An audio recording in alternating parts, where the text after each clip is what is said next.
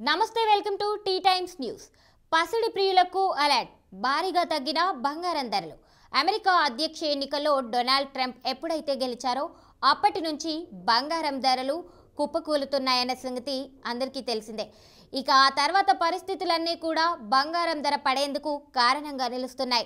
Trump November 5న ఎన్నికల్లో విజయం సాధించగా దానికి కొద్ది రోజుల ముందు నుంచి అంటే నవంబర్ 1 నుంచే ధరలు దిగొస్తున్నాయి.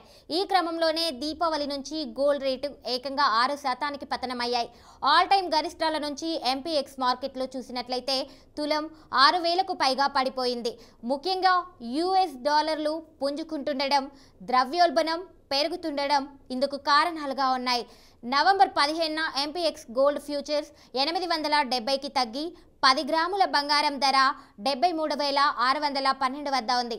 అక్టోబర్ 30న ఇక్కడ 79,535 వద్ద రికార్డు గరిష్టాల్ని తాకింది. ఈ క్రమంలోనే దాదాపు 6,000కు పైగా పడిపోయిందని చెప్పొచ్చు. మరోవైపు ఒకే వారంలో అత్యధికంగా పడిపోయింది. గత 3 సంవత్సరాల్లో ఇలా జరగడం కూడా ఇదే తొలిసారి కావడం విశేషం. ఇంటర్నేషనల్ మార్కెట్లో స్పాట్ గోల్డ్ రేట్ ఔన్స్కు ఈ వారంలో 4%కి పైగా పతనమైంది.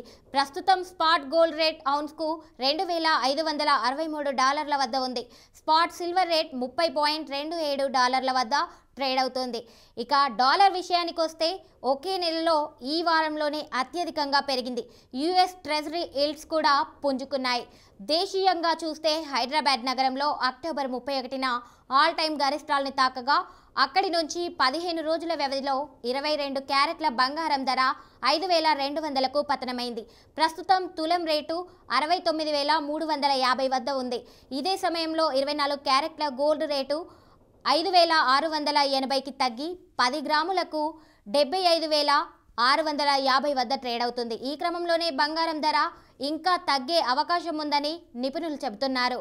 ప్రస్తుతం అమెరికాలో ద్రవ్యోల్బణం అక్టోబర్ నెలలో 2.6%కి పెరిగింది. ఇది యుఎస్ ఫెడరల్ రిజర్వ్ టార్గెట్ కంటే ఎక్కువ. ఇటీవల ద్రవ్యోల్బణం తగ్గుతున్న నేపథ్యంలో గరిష్ట స్థాయిల నుంచి వడ్డీ రేట్లను క్రమంగా తగ్గిస్తూ వస్తుంది. ఇక ఇప్పుడు ద్రవ్యోల్బణం పెరగడంతో మళ్ళీ వడ్డీ రేట్లను పెంచాల్సిన పరిస్థితి రావచ్చు, లేదా తగ్గించే అవకాశం ఉండకపోవచ్చు.